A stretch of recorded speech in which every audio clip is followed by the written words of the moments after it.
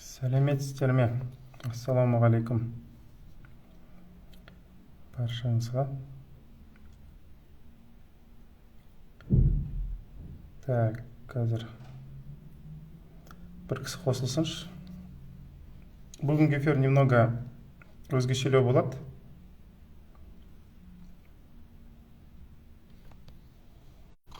Так, қабылдайық.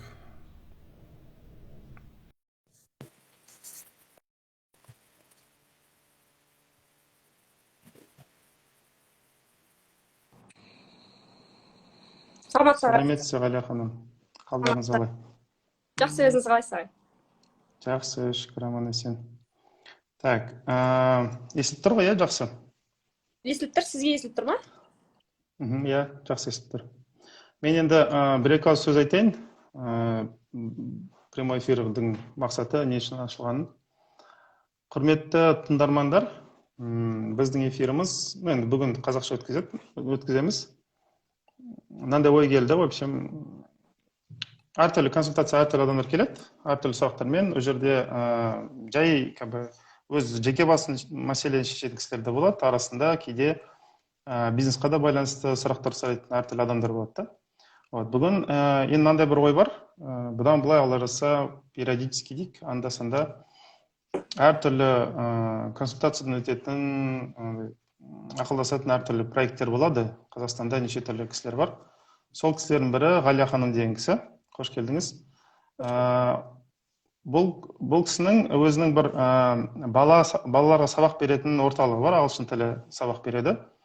Осы орталық туралы кішігірім бір информация берсін деген мақсатпен прямой эфир өткізіп жатырмыз. Бір екіншісі өзекті 3 мәселе бар. Сол өзекті 3 мәселеге Ғалия ханым қазір жауабын берсе, біраз отырып талқыласақ деген форматта. Яғни басқа менің прямой эфирларымнан өзгешелігі бұл эфирдің. Бұл жерде тек қана мен ғана сөйлемеймін. Мен бөлуші сұрақ сұраймын. Біздің көрермендерімізге андай қызықты бәлкім болар деген секілді. Осындай проекттермен қызықты, пайдалы Қазақстан халқына, қазақ халқына пайдалы болатын сондай проекттерді таныстыру мақсатында осындай бір эфир жүргізу деген ой бар. Сондықтан осылай бір бастаймыз. Енді Ғалия ханым, қош келдіңіз. Сәлеметсіз бе? Сіздің бір орталығыңыз туралы бір қысқаша мәлімет берсеңіз бізге, қалай аталады, қай жерде шоғырланған, және де қашаннан бері бастадыңыздар деген секілді. Есімім Ғалия, 12 жыл бойы ағылшын тілінен сабақ беріп келе жатырмын. Сол аралықта EasyGo School деген оқу орталығын аштық. Сол негізін қаладым, Алланың қалауымен. Плюс осы EasyGo School'дың ең басты бір ерекшелігі, біз балалардың көптеген ерекшелігіне орай міндетті түрде әр баланың потенциалын ашуға тырысамыз. Бала келіп ағылшын ғана үйреніп кетпейді. Баланың самооценкасы көтеріледі, бала өзін жаңа қырдан аша бастайды, және баланың өзінің қызығушылығына орай баланың эффективно былайша айтқанда результат шығаруға тырысамыз. Өзімнің 2 балам бар, кстати, айта кетейін. Өзімнің 2 балам бар. Сол 2 баламды тәрбиелеген кезде де біраз ата-аналардың көріп жүрген, естіп жүрген қиындықтарын бір шетінен бөліскіміз келіп отыр. Сізбен сол сіздің де мнениеңіз бағанағы біраз қиындықтарға байланысты. Соны талқылап кетсек деп. Бүгін енді мен өз мнениемді аздап айтам, деп көбірек сізді тыңдау үшін. Мынандай сұрақ, Ғалия ханым, сіздер неше жыл болды ашылғандарыңызға, және де сіздің мысалы орталығыңызда неше бала жұмыс оқиды? Интернет жақсы. Алло, естіліп тұр ма?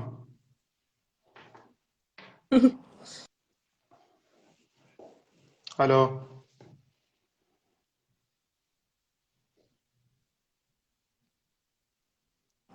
Алло.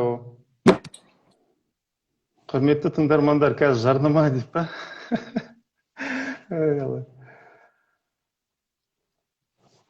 Так. Біздің интернет связь бір нәрсе болып қалды. Не болып қалды екен?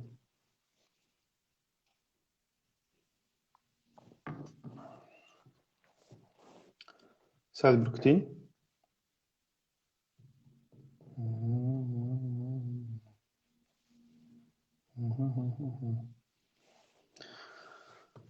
Егер жалпы интернет тұрған болса, Ғалия ханым шығып кетті.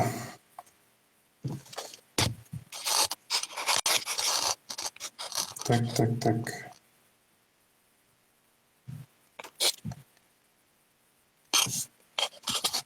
Шығып кетті.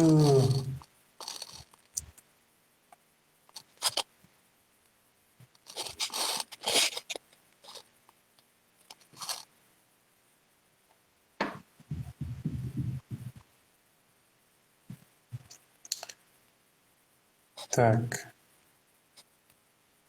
Қайттан қосылдық.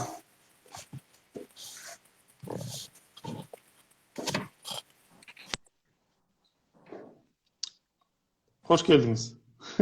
Қош көрдік. Айтады. Қосылды ма? Иә, қосылды. Окей. Алла жазса, сен тағы өшірілмесе деген ойдамын, үміттемін. Ғалия ханым, мынаған сұрақ бар. Сіз өзіңіздің орталығыңыз қашан ашылды? Және де қанша бала оқиды жалпы қазір таңда? Және қандай бағыттарда, соны бір айтсаңыз қысқаша. Негізі онлайн, офлайн, бізде онлайн, офлайн вариант бар негізі. Бір айда бізде негізі 500 шақты бала оқиды, бірақ онлайн, офлайн форматта. Мұғалімдер де оқып жүр негізі қазіргі таңда. Өйткені мұғалімдердің особенно баланы травмировать етпей оқыту деген нәрсе қазір актуально болып жатыр ғой. Соған байланысты өзімнің біраз курстарын жасаған болатын. Сол кезде қуантарлығы Қазақстан бойынша ауылдағы мұғалімдердің өзі кәдімгідей баланы мен қалай қызықтырып оқытсам болады, қалай травмировать етпесем болады деген сұрақтармен келіп жатыр. То есть бұл кішігірім біздің халық санасының жаңарып, жақсарып жатқандығын білдіреді, жалпы айтқанда. Кейбір өте актуальный нәрсе екен. Иә, өте актуальный.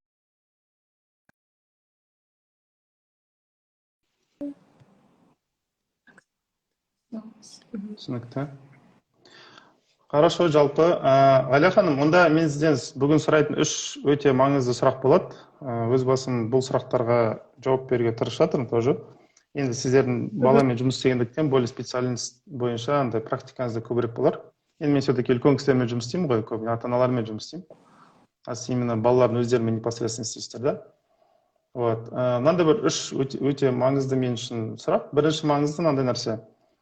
Байқауымша ата-аналардың көбісі өз балаларына орысша айтқанда крест ставить дейді ғой, былайша айтқанда, надан дым шықпайды деген ой болады да. Енді в открытую шынымен де ашық айтпауым мүмкін, бірақ баласына деген көзқарасын қарағанда, особенно андай. Енді қалай десем екен, өз баласынан үміт күдер үзген сондай ата-аналарды көремін да кейде. Мына баладан дым шықпайды, мына бала адам болмайды деген секілді сондай ойлармен келеді да. Или мына бала не істеуге болады, что-то өзгермей жатыр деген сондай бір үлкен проблема бар да. Осы туралы бір нәрсе айтсаңыз. Сосын екінші сұрағым болады. Ол жұрттың баласымен салыстыру нәрсесі бар, біздің қазақтың андай ең көп танымал фишкасы деймін ба, қалай десем екен. Осы туралы бір сізбен тағы неткім келеді, сұхбаттасқым келеді. Және соңғысы да заманауи қазіргі балаларға деген подходты қалай жасауға болады. Мен үшін де бұл өте өзекті, өйткені өзімнің 3 қызым бар. Сондықтан бір байқаймын, қыздарым басқаша ойлайды екен да немного. Мен кезінде ойлағандай емес. Сондықтан бірінші сұрақ, сізден мынандай сұрақ. Сіз мысалы сіздерге енді ата-аналар келеді әртүрлі. Үміт үзген, күдер үзген, сол ата-аналармен қалай жұмыс істейсіздер мысалы? Немесе жаңа балалармен қалай жұмыс істейсіздер? Сіздердің подходтарыңыз, немесе бір кейстарыңыз бар ма, соны айтсаңыз. Негізі өте актуальный вопрос. Шынымен де көп ата-ана баласы как-то обществодағы бір требованияға сай болмай қалса, жұрттың баласы сияқты, балаға уже крест қоя бастайды. Мысалы, ой, осы ұялшақ, осы кішкене әйтеуір бар болшы деген сияқты бір ата-аналар болады ғой. И осы кезде бізде шын кейс болды, ол украиндық бала негізі. И ата-анасы алып келген кезде былай айтқан, балам енді сабақты өте нашар оқиды, сендер енді үйіміздің жанымыздан ашылыпсыңдар, хотя бы ағылшынды үйреніп, бірдеңе, кішкене бір қырынан ашылатын шығар, ашылмаса да ештеңе етпейді деген сияқты ана балаға уже үміті үзіліп қалған бала, примерно 5-ші класс болды сол кезде. И бала, шыны керек, қарап тұрсам, мен уже сразу енді Аллахтың қалауымен біраз практика болғаннан кейін байқаймын. сөйлесе бастағаннан бала на самом деле бір қабылдауы қатты нашар деп айта алмайсың негізі. Сосын бала біз обычно көбінесе 1-2 айда Алланың қалауымен тез результат береді да, балалар жаңағыдай тез сөйлейді деген сияқты. Бұл баланы оқытып жүрген кезде шынымен біз өзіміз ата-ана мамасы енді алып келген кезде балам әйтеуір бір жерге барып жүрсінші деген камера хранение сияқты ше, сіз айтып едіңіз ғой, ата-аналар бір жерде жүрсін кетпесін, басқа жаққа бармаса болды деген сияқты, үйдің жанында ғой деп алып келді.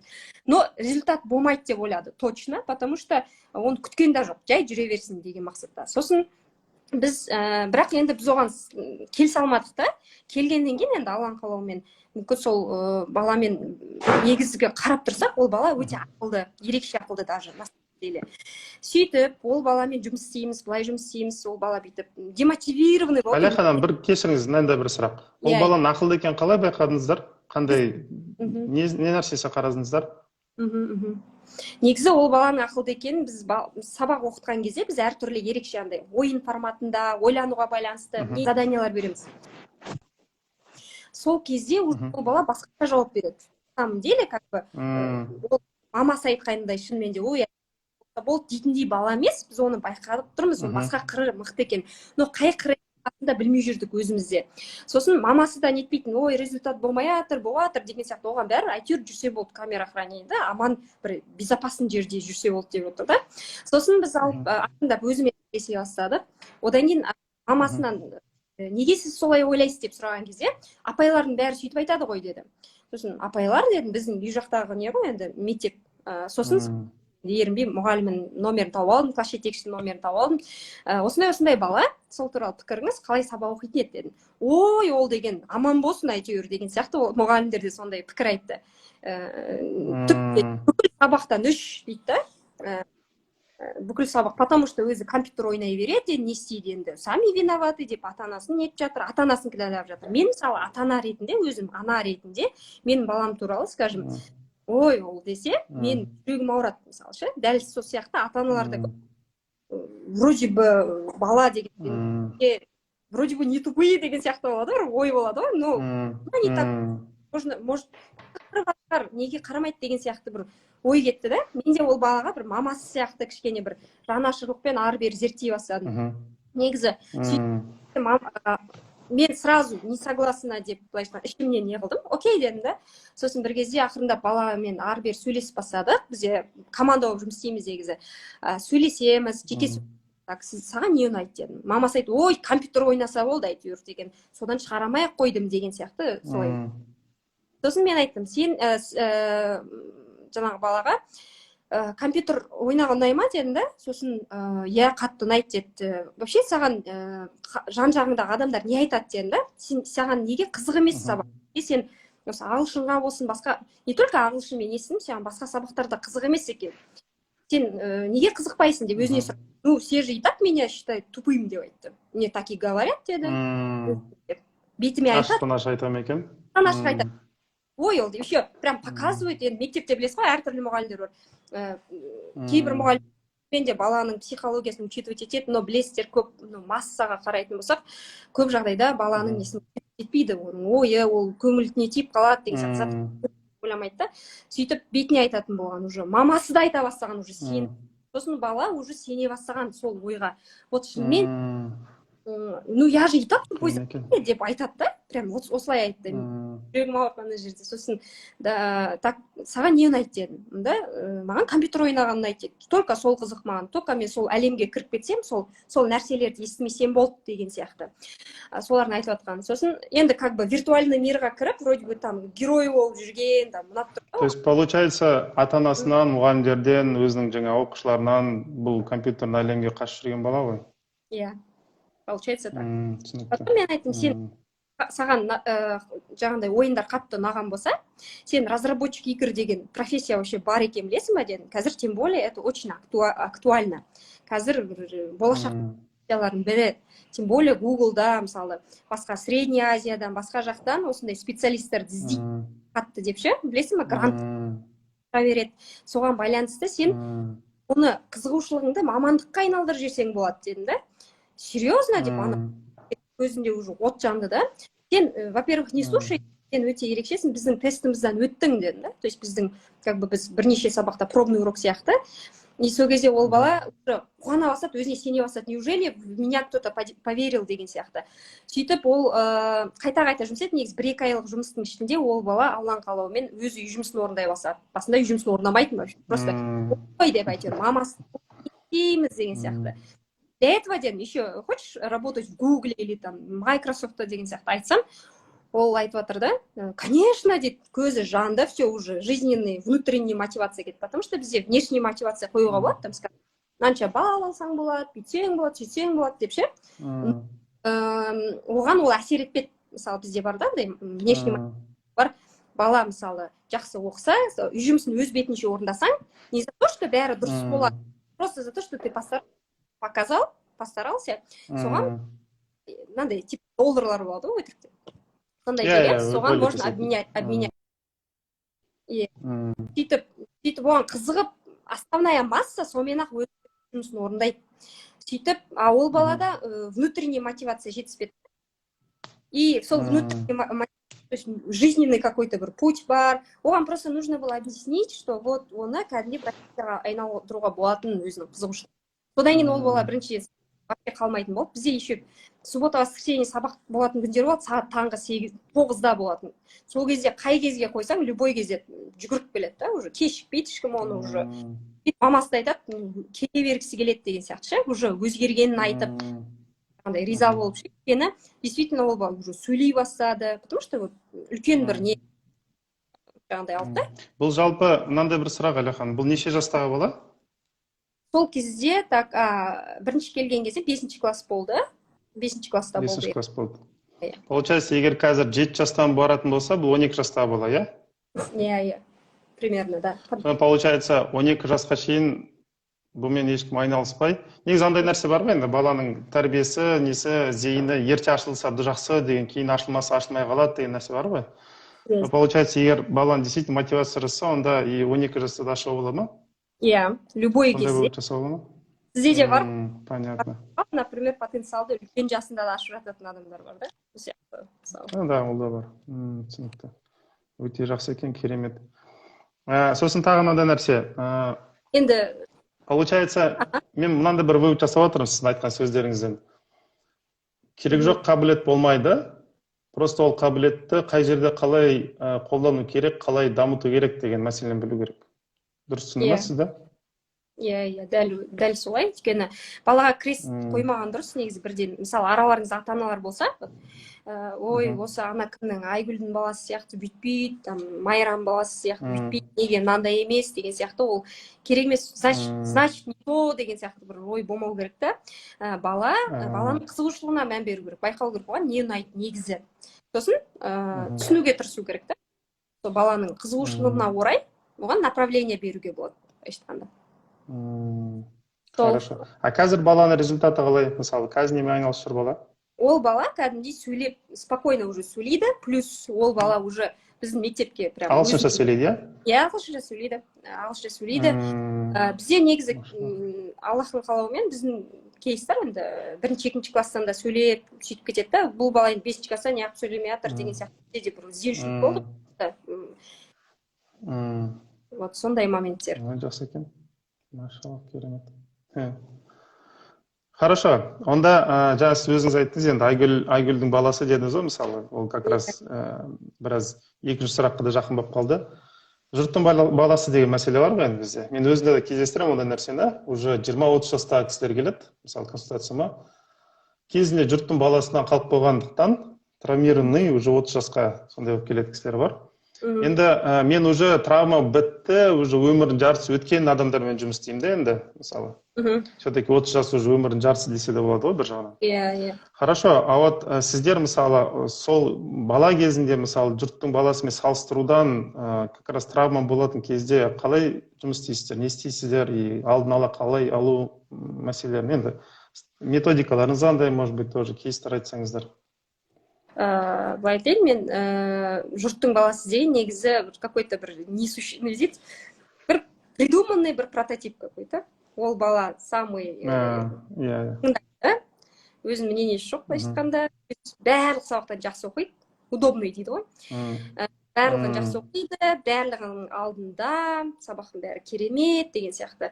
И ол ауыр нагрузка вообще балаға. То есть, как бы, сондай нені арқалап жүрмін деген сияқты кейбір. Сонда получается, жұрттың баласымен салыстырған бала не обязательно, что ол 2-3 оқиды. Это может быть и отличник, да? Иә. Но удобный ребенок. Вот. Отличник это на самом деле Понятно. именно сол мәселеден страдать етеді ғой. Кейін отличниктер не кейбіреу реализация алады. Егер ой кезінде отличник болып, неғып бұл деген байымады деп нетіп жатады ғой, класстастары. Все понятно. Вот.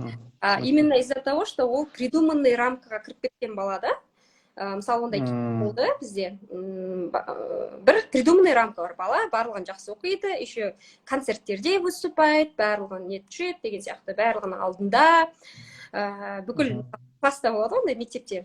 Барлығы бір бала үшін, как будто бір отличник үшін келіп жүретін сияқты. Потому что мұғалімдердің көпшілігі удобно білетін баладан сұрай салған. Потому что 45 минут сабақ болады. И содан жаңағы балада көп жағда 2-3 бір жақсы оқитын болуы мүмкін, мысалы сөйлейді. Сол рамкада жүрген бала, ол көп жағдайда енді соған соответствовать етуге қатты тырысады, қатты прям тырысады. Иә, мектеп бітіреді сөйтіп, сол кезде мысалы бізде сол бір кейста қатты бір важный тест тапсыратын бір оқушылық, бізде бірақ параллельно ағылшынға келіп жүр жаңағы бала. Ағылшынға келіп жүр, бүкіл неге как бы рамкаларға соответствовать етеді.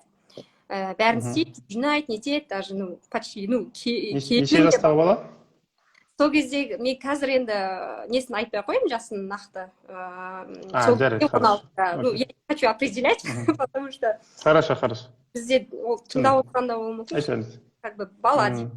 И маңызды тест болды, сол кезде настолько оған ответственность беріп жүрген, осыдан қазір енді жұрт айтмесін, сен именно керемет результат алып шығу керексің деген тағы да перед тестом айтылған. Ана балаға не происходит? Мен бұл жерде айтқым келіп жатқан баланың чувствосы. Көп ата-ана білмейді бала қандай жағдайға түсетін. Окей деп бағана ответственность салып алды да, тестқа кірген кезде дірілдеп, қатып, еш нәрсе жаза алмай қатып қалған. Не то, что одан кейін енді ата-ана түсінбегендіктен, иә, вот вообще ештеңе жаза алмай, негізі там пробныйлардан жақсы алып жүрген, но тура сол ответственный моментте, тем более оның алдында сондай сөздер айтылғаннан кейін бала, енді бұл жерде ата-ананы түсінемін. Ата-ана өзінің білгенінше мотивировать етеді, осыдан жұрттан ұят болмасын деген қазақтың несі ғой, мотивационный қолданатын сөзі ғой, жұрт болмасын деген. Сен именно вот сен жаңағыдай тапсыра алмасаң или там жинамасаң нужный нәрсені, нужный балды результатты деген сияқты. Осындай болуы мүмкін деп уже ол грузды алды, арқасын арқалады. Тесттің кезде тек соны ойлаған болуы мүмкін. И, соответственно, қатып қалады. Сосын келгеннен кейін бізге түсіндіріп айтты, біз енді психологиясын түсінеміз ғой, тыңдаймыз, оның внутренний мирі қаншалықты сынғанын байқап отырмыз, да? Сөйтіп сөйлесек, я бы хотела передать, что мен ол грузды уже енді арқалау енді оңай емес екен, ше. Одан кейін біраз сөйлесіп, жұмыс істеп, өзінің подходын тауып деген сияқты, ше. Неттік. Сол кезде уже бала сол неден шыға бастады, рамкадан ақырындап, ше, и реализовываться ете бастады. Даже жұмысқа араласып кетті, бізде өте мықты результаттар көрсетіп жатыр. И біріншілердің бірі десем де болады, негізі, по всем параметрам, сказать. И бұл жерде мәселе ата-аналардың, мысалы, бағана несуществующий бала ғой, негізі, я бы хотела тоже посмотреть сол жұрттың баласы қандай дейші, идеальный бір не болады. Нужно учитывать также то, что ана бала, ол соған сол неге соответствовать етем дейді да, қатты қысылады. Ол соны ұстап жүреді, сол планканы. Жаңағыдай, молодец деген сияқты. Ата-анасы соған ожиданиені оправдывать етеді. Но оның ішкі жан дүниесі қиналып жүреді қатты. Бізде мысалы команда болып жұмыс істейміз, мысалы мен бәрімен мен ғана сөйлеспеймін. Бізде мысалы психологтар, мысалы өзіміздің не только өзіміз передавать ете алмайтын нәрсені бізде қазір психологиядан екен ғой, өзінің баласын тәрбиелей алмай жатса, жасөспірімді мысалы ментор подросток қояды екен, ментор подросток. Сол ментор подросток арқылы передает информацию, вот осылай айт деген сияқты. Тәрбиеші секілді ма? Иә, тәрбиеші секілді, но как бы ол бала білмейді, что ол тәрбиешісі екенін. И сөйтіп солай жаңағыдай бізде ақырында біліп аламыз, если бізге айта алмаған нәрселер. И дальше, чтобы ол бала, самое главное, өзінің комфорты бағана, травмасы болмағаны ең бірінші. То есть хотя бы ол өйткені раскрытие Мм. балаға қатты әсер етеді ғой, тем более бала қалай қазір Мм. плейт етіп жіберсең солай кетеді деген сияқты ше. Өзіміз мысалы біздің поколение көбісі затравмированный. Иә, өкінішке ондай нәрсе көп иә біз. Енді Мен просто сіздің сөзіңізге мынандай бір нәрсе қосқым келеді. иә, әрине. Психологияда мынандай нәрсе бар, как бы ата-анадан қалатын екі ауыр жүк деген нәрсе бар психологияда. Біріншісі ол андай ата-ананың өзінің жете алмаған армандары. Мысалы, кейбір ата-аналар өздерінің армандарына жете алмайды. Сол арманға мен балам жетсін дейді да, баланы қатты қысады. Бірақ баланың басқа арманы болуы мүмкін да. И жаңа жұрттың баласы осыған біраз ұштасады да. Сосын екінші ата-анадан қалатын ауыр жүк ол бауырлан бір-бірімен салыстыру. Сен мысалы ағаң секілді емессің, інің секілді емессің, әпкең секілді емессің деген секілді. Бірінші жүк ата-ананың орындалмаған армандары баланы ата-ана қайтыс болғанға дейін қинайды екен. Ата-ананың қайтыс болғанға дейін қинайды, соны ұстайды, сөйтеді, бүйтеді. Ал екінші жүк жаңа бауырлармен салыстыру жүгі, бұл оказывается ата-ана қайтыс болғаннан кейін өзін қатты көрсетеді екен. Ата-анасы тірі кезінде бір-бірімен араласады бауырлары. Өйткені ата-ана шақырды, мысалы, үйге келіңдер, бүгін ас беремін, барлығын жиналыңдар деген секілді не деді да. Бірақ ата-анасы қайтыс болғаннан кейін бауырлар бір-бірімен араласпай кетіп қалады. Только из-за того, что анасы или әкесі тірі болғандықтан бір-бірін шыдап жүрді, одан кейін сосын араласпай кетеді да.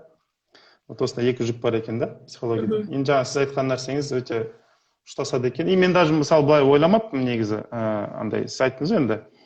Отличник бала как раз таки сондай бала, что жүкті өзіне ұстап жүретін деген. Обычно біз ойлаймыз ғой, проблема тек қана 2-3-ке оқитын балаларда ғана болады деп. Получается, отличник балалар да тоже потенциально сондай опасный зонада. Бір екіншісі Қазақстанда да енді мысалы детский суицид өте жоғары ғой енді. Может быть, даже один из факторов сол да шығар. Бәлкім ата-анасы алады да баланы определенный нәрсеге жетсең ғана мен сені жақсы көремін деген нәрсе бар ғой. Иә, Қабылдаймын деген условная любовь. Түсінікті. Еще мынандай негізі ауыр тема. Айтарыңыз, иә. қосып кете салсам ренжімеңіз. Иә, конечно, иә, әрине. Бала шақырдым ғой. осы жердегі мен жалпы негізі мақсатым, вот мен енді балалардың ортасында жүрмін, балалардың арасында жүрмін. Өзіме де ата-ана ретінде сол көмектеседі өзім жұмысым, потом каждый раз бір новый поколениені волнасын біз встречать етіп отырамыз. И чтобы эффективно жұмыс істеу үшін бізге приходится каждый раз разные статистикаларды аламыз. Мысалы ағылшынша статистические агентстволар бар, американские, британские әртүрлі история жинаған кезде и соңғы вот Данидинский исследование шықты, вот ол жерде 5 түрлі темпераменттағы адам болады дейді. Не только бала. Осы жердегі ата-аналар білгенін қалаймын да, адам 5 түрлі темпераментта болады. Негізгі табиғи түпкі бірінші бұл уверенный, ол уверенный деген балалардан кейін 20% адам, бүкіл адамзаттың 28% көбінесе предприниматель болады. Өз-өзіне уверен өйткені. Оның негізі несі бар болса, темперамент бар болса, ол шынымен предприниматель болады деген сияқты. Одан кейін уравновешенный деген характердағы адамдар 40% құрайды бүкіл бағанағы адамзаттың самый золотой несі да, обществоның почти реализоваться етіп жан-жақтан өте әдемі обществода слой. И осы тағы бір не бар, сдержанный деген характердағы, көбінесе сдержанный балалар. Олар көбінесе IT саласында жүреді, олар көбінесе бағана көп сөйлемейді, бірақ андай сдержанный үндеместер жүреді. И одан вспыльчивый деген характер бар. Вспыльчивый деген характерді егер де ата-анасы жақсы елемесе, жақсы орта обеспечить етпесе, ондай балалар преступник болып кетуі мүмкін, бірақ егер жақсы бірінші әке-шешесінің тәрбиесі плюс жақсы ортаға түссе, бұл вспыльчивый балалар да предприниматель бола алу вероятности жоғары. Өйткені ана импульсті бір жерге жұмсау керек. Жұмсау керек. И сосын замкнутый бар. Ол бүкіл әлемнің 7%-ін ғана құрайды. Олар мысалы кейбір Японияда даже өздерін жақсы білесіздер, видеоигралар қатты дамығанда вообще ешкіммен сөйлеспей, внешний мирдан қатты қорқатын адамдар екен. Егер бірақ бұл балалардың тәрбиесі плюс бағанағы ортасы дұрыс болса, бұлар именно сол замкнутый характеріне сай жұмыстар істей алады. Мысалы үндемей жүріп жұмыс істейтін нәрселер болады. вот сол мамандыққа қарай жіберуге болады. Мысалы зауыт жұмыскерлері деген сияқты. То есть ешкіммен прям міндетті емес, но бірақ соған сай істеу керек деген сияқты. Бізде проблема в том, что ата-аналар баланың табиғи темпераментіне сай мамандыққа жібермейді. Бүйтеді, ана кімнің баласы бухгалтер болып кетті ғой, содан кейін ақшаны көп тауып жатыр, соған барса еш дейді. Или там тағы біреу, скажем, о, творческий жағынан мықты болып кетті, сол сияқты сен де сөйтсейші дейді. Баланың өзінің сай жағына направить етсе, соған сай мамандық берсе, сонда бала қандай характерда болса да оған крест та қойылмайды, ол өзінің успехына жетеді, былайша айтқанда сол реализовать етеді өзінің потенциалын. Получается, қысқаша былай айтуға болады, мысалы, апельсиннің дәнегінен алманы күткен дұрыс емес деген секілді ғой, иә? Не егілсе сол шығады дегенде. Түсінікті. Онда Ғалия ханым, мен сізден андай нәрсе сұрайыншы, осы жаңа темперамент дедіңіз ғой. Я просто ойлаймын да, может быть, Қазақстанда интересно, онда исследованиялар бар ма екен, мысалы, темпераментке байланысты зерттейтін, или, может быть, ладно, Қазақстан демей-ақ қояйын, барлық Қазақстанды біз біле қоймаймыз ғой, не болып жатқанын. Сіз, мысалы, өзіңіз орталығыңызда, мысалы, осындай темпераментке байланысты, андай, может быть, қазір болмаса да, или келешекте, там, мынанша баланың ішінен, мысалы, жаңа 500 бала оқиды дедіңіз, осы 500 баланың ішінен мынанша баласының андай темперамент, әрбір темпераменттің баласына андай подход жасаған дұрыс деп, сондай бір методика или методология секілді бір нәрсе жазып жатсыздар ма, или жазу деген ойыңыз бар ма ондай? Негізі мен осы неге байланысты Аллахтың қалауымен 2 жыл бойы зерттеу жүргізіп, андай нақты толық жазып жатсам да, именно ағылшында мысалы мұғалімдер дайындауға арналған методикам бар да, методика курсы 2 жыл болды. Сонымен кішігірім исследование дейді. Ол да Данитинский исследование естіген кісілер болса, ол әлем жаңағыдай форматтағы исследование. Оны Новая Зеландияда жүргізген 1037 адамды туылған кезінен бастап 40 жыл бойы осы жасқа дейін зерттеген. И қайсысы успешный болып кетті, қайсысы бағанағындай енді құдай сақтасын, уже наркоман болып кеткендер бар, нелер бар деген сияқты, неге именно сондай болып кеткен, бүкіл даже медицинский картасына дейін зерттеген сондай исследование бар екен. Енді мысалы ондай ғылыми именно медицинский картасын алатындай дәрежеде болмаса да, өзіміздің оқушылардың арасынан таңдап алып, өстіп тәжірибе жасап жатқанымыз бар. И соған орай мен мысалы әлі де жазып, дорабатывать етіп істеп жүрмін да. Қазірге дейін келетін бір методика курсы бар да, негізі мұғалімдеріне ғана арналған. Алайда енді соған сай ата-аналардан да сұрақ көп келіп жатыр да, сол мысалы ағылшын мұғалімдер қолданып, сосын бірақ не береді ғой, ой, жақсы болды, там осындай отзыв берген кезде, оны мысалы ата-аналар мұғалім болып кеткісі келеді да. Негізі ата-аналарға мұғалім болу не обязательно жүре беріңіз, но сізге білу керек исследованияның бір бөлшегін алсаңыз болды негізі. И содан енді кішігірім дегенде кішігірімді емес, мен санасам 25 сабақ болып кеткен курс ата-аналарға. Сондай бар бізде. Ол, получается, сізде уже сондай курс уже бар, сіз уже оны ұсынып жатсыздар ма ата-аналарға, мұғалімдерге? Аптада уже набор. Все понятно. Жақсы екен енді. Андай не бар ғой? Енді ата-ананы үйтіп кететін себебі не шығар? Ауырғанда біз бәріміз доктор болып кетеміз ғой, Гуглда қарап. Иә. Сол секілді енді. Түсінікті. Хорошо, понятно. Онда Ғалия ханым, тағы бір сұрақ, бәлкім соңғыда сұрақ шығар, но тоже өзіме де мысалы қызық нәрсе. Мен 3 қызым бар енді, соны білесіз. Біріншісі менде 7 жаста, екіншісі 5-тен асты, үшіншісі 4-тен асты, мысалы. И байқаймын, қыздарым поведениялары андай не емес, қалай десем екен. Мен 7 жасымда бала болғам кәдімгідей ше. Деп аузым ашылып жүретін, сондай, короче. Бұлар ондай емес. Бұлар көп нәрсені біледі, көп нәрсені хабары бар. И реакциялары, былайша айтқан уақытта, мен қалай өзімді 15, может быть, 17 жасында көрсеттім. Кейбір жерлерді тыңдамай, кейбір жерлерді, мысалы, там, может быть, өзімнің ойым деп, мысалы, басып кететін, енді переходный возраст дейді, кейін возраст. Вот сондайды қазір, мысалы, 7 жасында, 5 жасында көрсетті маған, мысалы. И мен соны мен үшін де өте маңызды, мысалы, білгім келеді. Мысалы, қазіргі балалар, может быть, бізге қарағанда өзгерген шығар. Может быть, оларға методика ғана өзгеріс емес, енді қалай тануға болады? Или бір исследованиялар бар ма, мысалы? Миллениалдар, андай поколение, бірандай поколение деп жатады ғой. Қазір балалардың сипатын айтсаңыз, мысалы, қысқаша бір сипаты, олар басқа поколениялардан қандай айырмашылығы бар, және де ол балалармен қалай жұмыс істеген дұрыс деген секілді. Негізі көп ата-ананың да осы несі, боль десе ғой, неге мен балам интерактивный, қазіргі заман балалар не өкіп кетті деген сияқты анау, не айғайлап жатыр, или там неге басқаша реагирует, мен үндемей сөйтетін едім ғой кішкентай кезімде, үндемей қоя салатын едім, біз отырған жоқпыз деген сияқты ше, сол ата-аналардың негізі бізде, то есть негізі жыл сайын поколениялар, то есть буындар, generationдар дейді ағылшынша, оны өзгеріп құрамы, адамдардың құрамы, ақпараттық көздің қаншалықты ашық немесе жабығына қарай ауысып отырады. Мысалы, соңғы поколениялар, олар X, Y, Z, альфа деп аталады. Соны X деген поколениесі біздің советский, біздің әке-шешелеріміз, олар 1960 жылдар аралығындағы кісілер. Олар жерде также мен айта кететін, американский вариантпен біздің постсоветский пространстводағы адамдардың несіне кішігірім айырмашылық бар. Өйткені бізде білесіздер, Америкада бірден бейбірс пайда болды, ол жақта оны біз не учитываем. Именно осы пространствоға сай исследованияны несін алдым да, өйткені кей кезде жылымен ауысады. 1967-80 жылғы адамдар, былайша айтқанда, олар поколение X, олар өте шыдамды, өздерінің советтік жағындай дәуірде өмір сүрді, өйткені шыдау керек болды.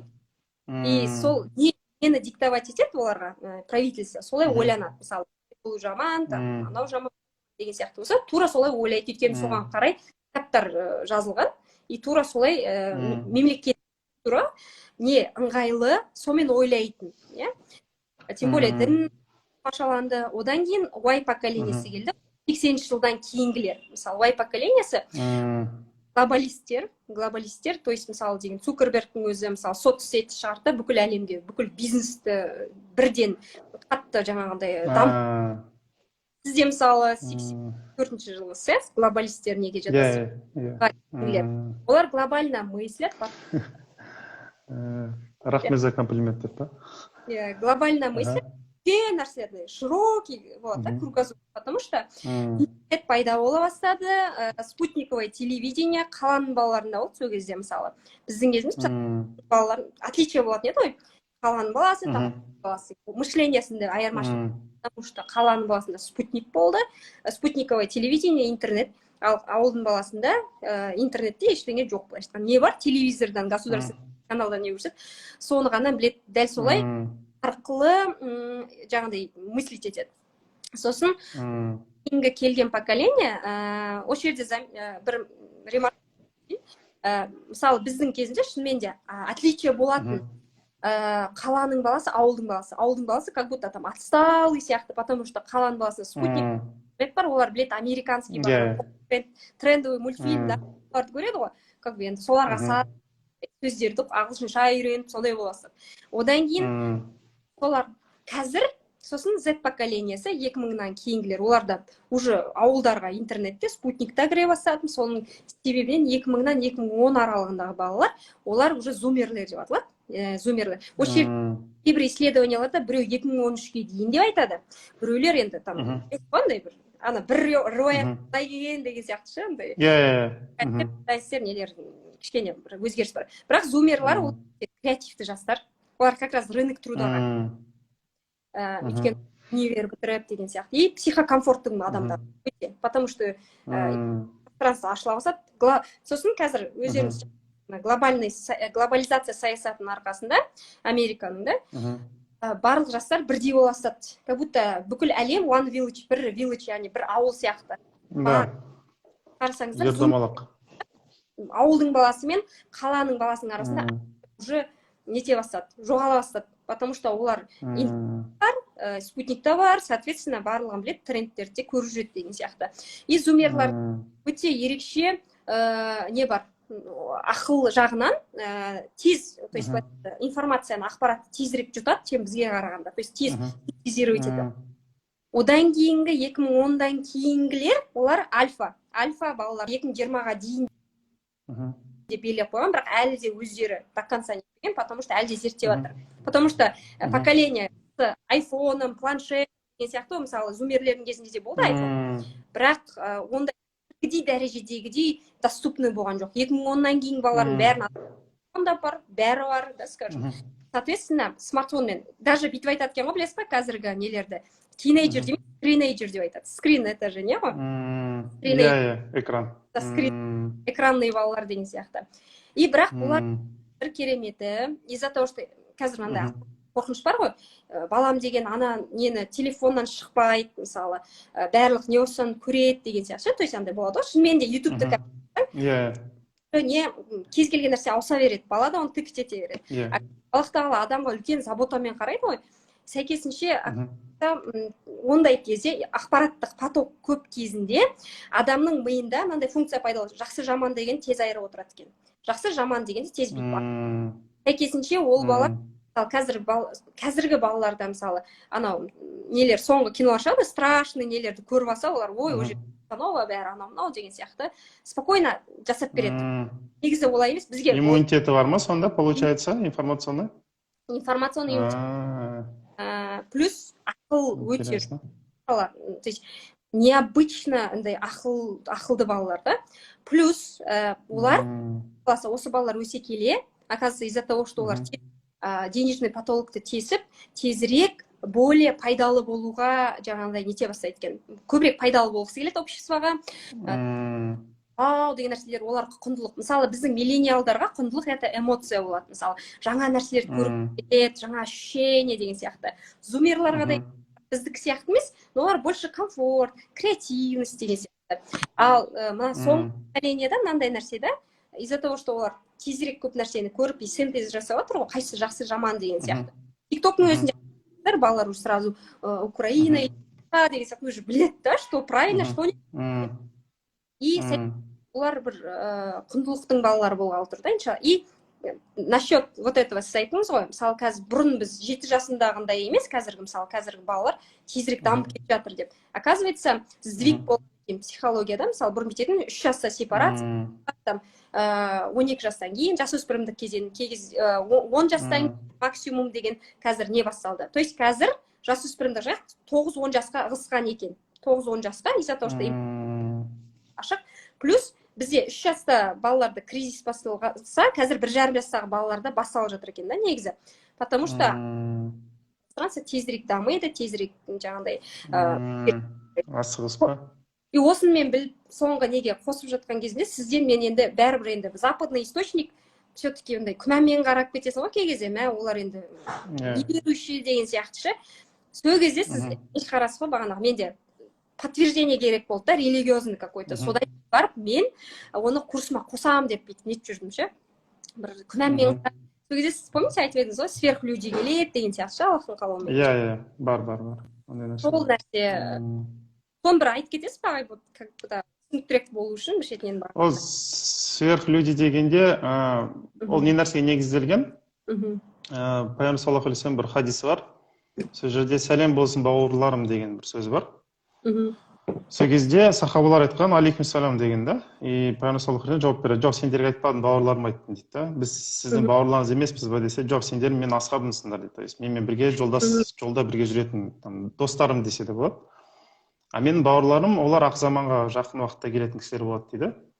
И жаңа сипаттар бар. Бауырларым былай істейді деген секілді. И мен мысалы сол сипаттарды оқыған уақытта көремін да, что бұл жай адамдар емес енді. Бұл жай адамдар емес.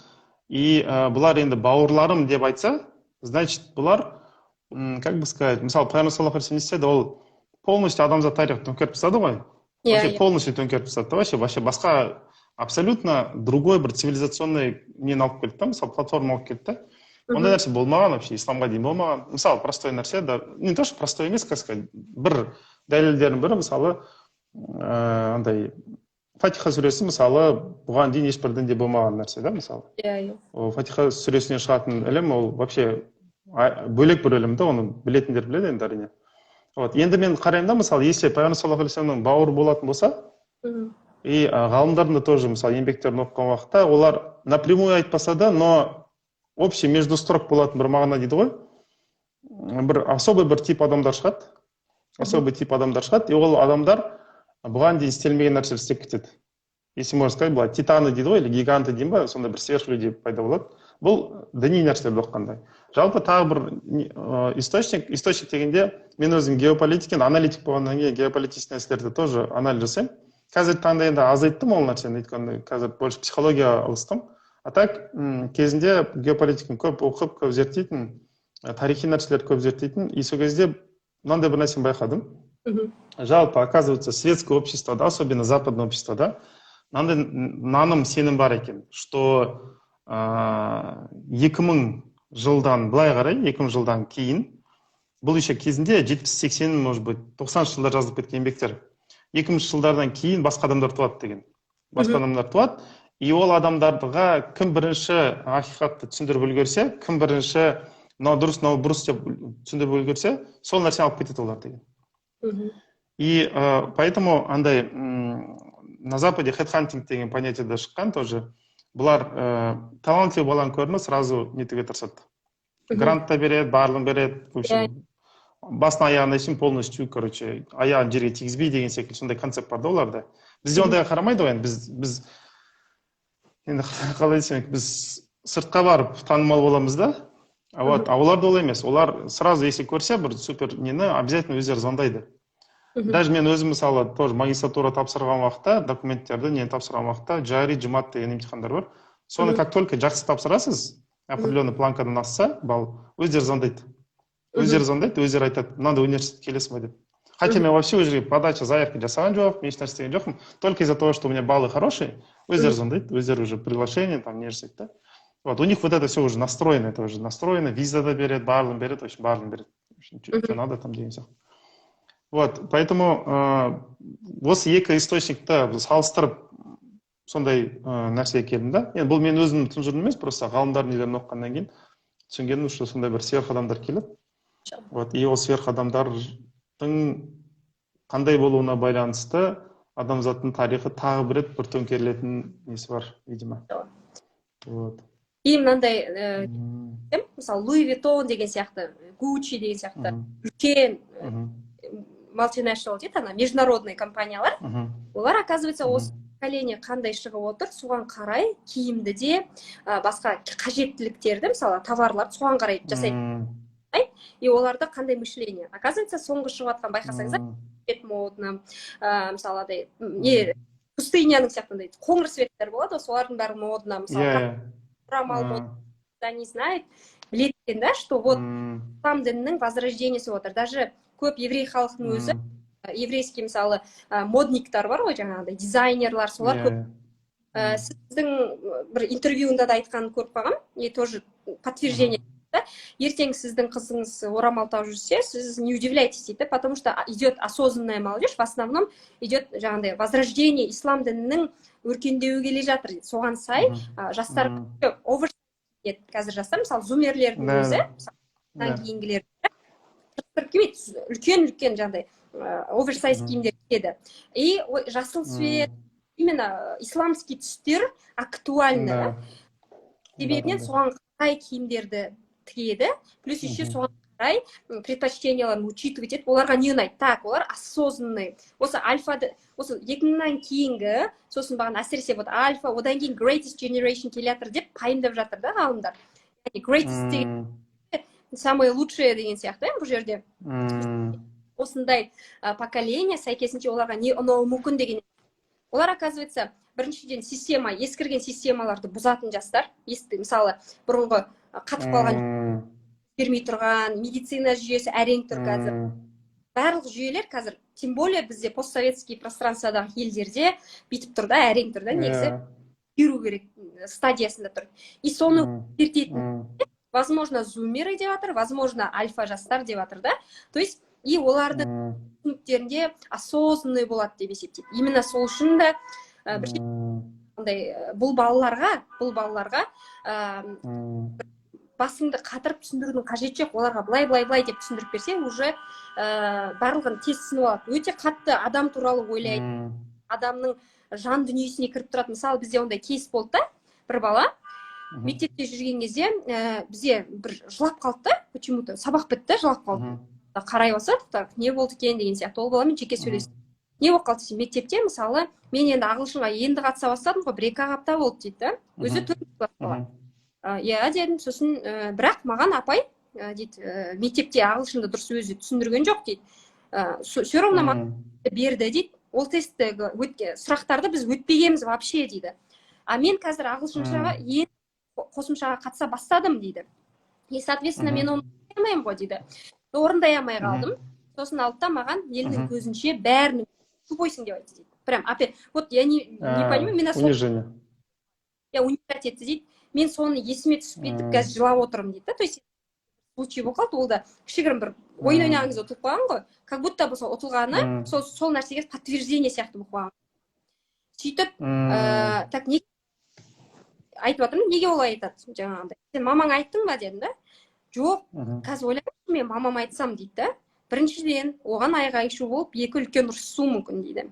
Екіншіден, ол то есть директорлер жұмыстан шығарып жіберуі мүмкін. Скорее всего, оның семьясы бар, и ол немен асырайды? Мәссаған. Ойлайды. Жестко. Я, в общем, я лучше молчу, неплохо. Это переживу, да? То есть это также подтверждение того, что действительно осознанные молодежь келе жатыр. Хорошо, мне просто сейчас очень сильно интересно стало. Сол баланың жасын айтыңызшы, жасын хотя бы. 4-ші, 9-10 жаста ғой примерно. Өйткені кейбірі ерте барады. Мәссаған. Ойлады. 9 жастағы бала бар ғой. Әлдеқайда передовой несі бар екен, мышлениесі бар екен. Машалла. Өте не. Машалла. Сосын ұр деп сөйтеді. Ұрсын деп ше. Давай деп. Иә. 9 жаста өйтіп ойлайтын болса, ол бала. Действительно. Өте терең ойлайды екен. Не только ол, действительно. Балалар ағай, прям бізде, мысалы, оқып нетіп жүр ғой. Глубокий нәрселерді ойлап отырады, айтады соны. Так деп айтады. То есть, бұл жерде айта кеткім келгені ата-аналарға. Даже 2008-ден кейін туылған балаларыңыз болса, олар уже сол альфаға жатуы мүмкін. Өйткені кейбір бала енді тез. И сол кезде ол балаларға просто айғайламай-ақ, можно түсіндіріп берсеңіздер негізі ше, көп нәрсені. Ол эффект. Мен просто сөзіңіз аузыңызда мынандай нәрсе просто бөлісейін дедім да. Енді, не знаю, может быть, келіп қалды уақыт или что. Мынандай пландап жүргем.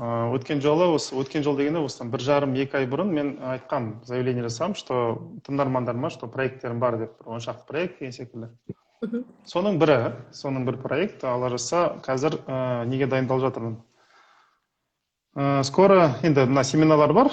Тағы 1-2 қалаға барып, осы апта Алматыға барып, Алматыдан кейін 19-20 март басқа тағы бір қазір қаланы қарастырып жатырмыз. Басқа қалаға барып семинар өткізіп, одан кейін ораза басталады, алла жазса, и оразада мен полностью жабылайын дегем.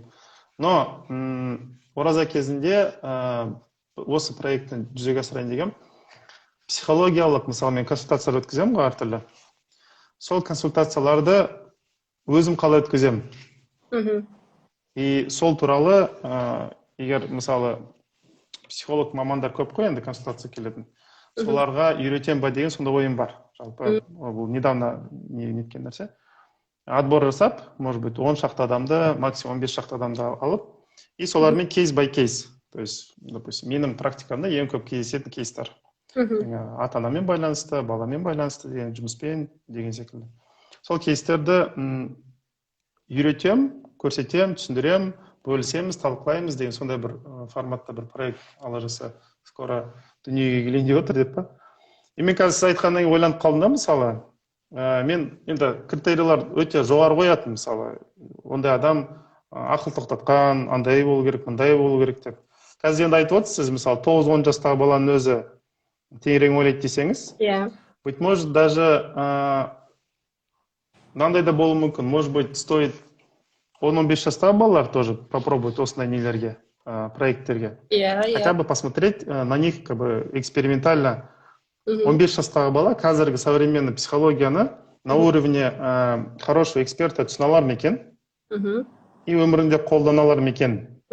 Деген қазір ой туындады сіздің сөздеріңізді тыңдағаннан кейін. Мысалы, было бы классно, если 10 жастағы или 12-13 жастағы балаға, мысалы, психологияның основаларын түсіндірсе, айтса, мысалы, адам вот так мыслит, из-за этого у него получается, не получается, личная жизнь бүйтіп өтеді деп, мысалы. Соны нәрселерді көрсетсе, я думаю, это много чего спасло бы. Ана біз кезінде айтты ғой, 13 жас отау иесі деген бар ғой.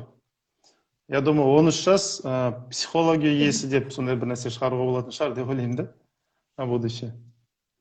Просто ой келді да сіздің сөзіңізді естігеннен кейін.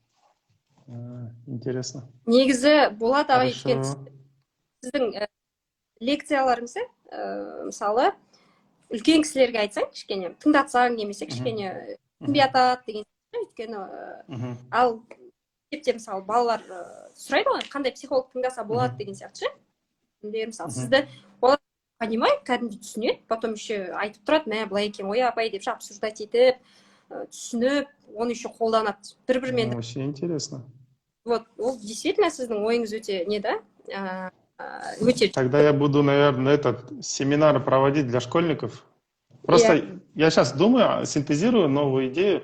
Может быть, стоит эти семинары теперь возрастное ограничение поставить? Семинарға не старше 16 или 17 лет деп, чисто школьниктерге арналған семинарлар деп өтсе, мысалы, да?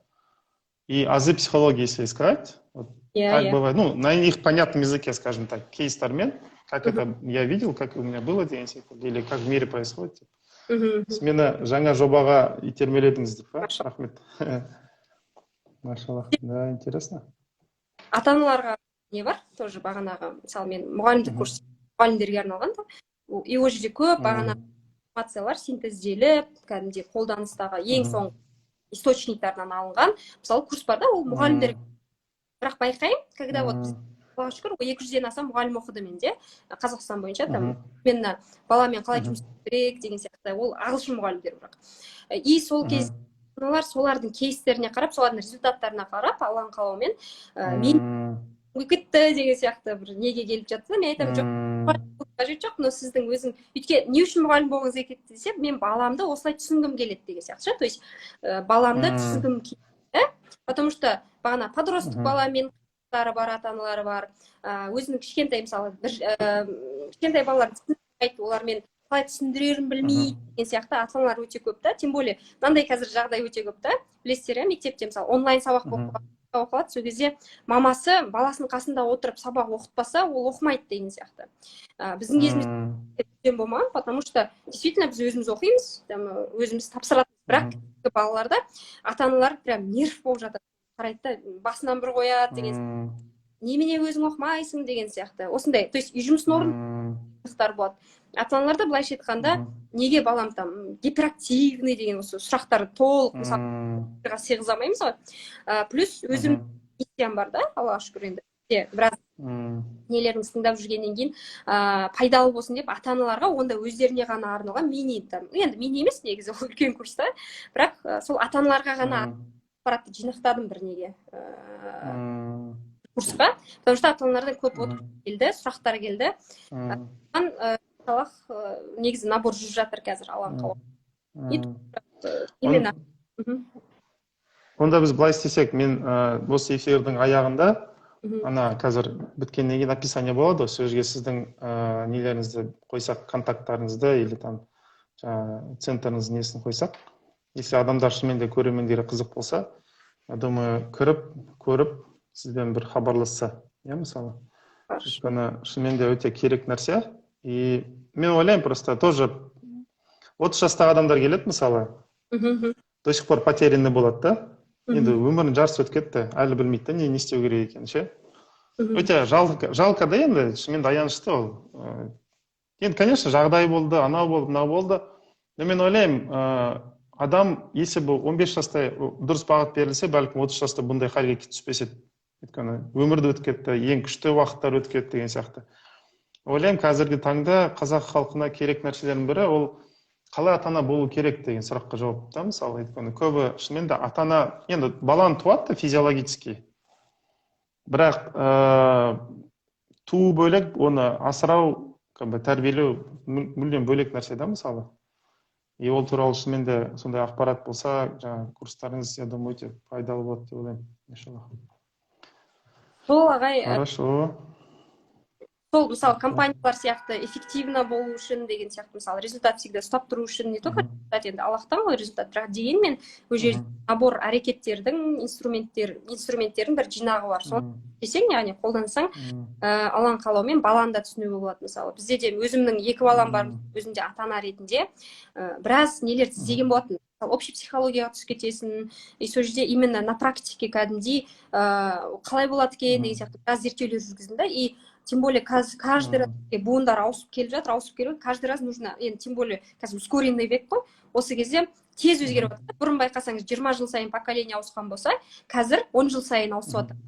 И осы все время ата-ана да, бағанағы мұғалім де үнемі бір ізденіс үстінде болып, плюс сол соңғы деректерді алып отырғанда дұрыс сияқты да, иншалла. И сол мақсатта кішігірім сізге көп мұсылман рахмет. 2 күні бірдей болмайды деген хадис бар ғой. Демек, келешекте мұсылман секілді өмір сүретіндер жеңеді. Түсінікті. Хорошо, түсінікті, Ғалия ханым. Көп рахмет эфирге қатысқаныңыз үшін. Сізге көп рахмет. Жобаларыңыз алла жазса алға баса берсін. Мен де біраз кейбір нәрселерді түсінуіме көмек болды осы прямой эфир. Особенно келешекте енді балаларға бағытталған семинарлар дайындауға деген бір ойға ой туындады да. Соған итергеніңізге алла разы болсын. Хорошо, рахмет сізге, Ғалия ханым. Онда алла жазса келешекте тағы осындай премьер эфирлер өткізіп тұрсақ, кездесіп тұрсақ, өте даже қуанамын. Жарай ма? Рахмет ағай. Жұмысыңыз іске ассын. Сіздің де. Жарайды. Сау болыңыз. Жақсы, сау болыңыздар.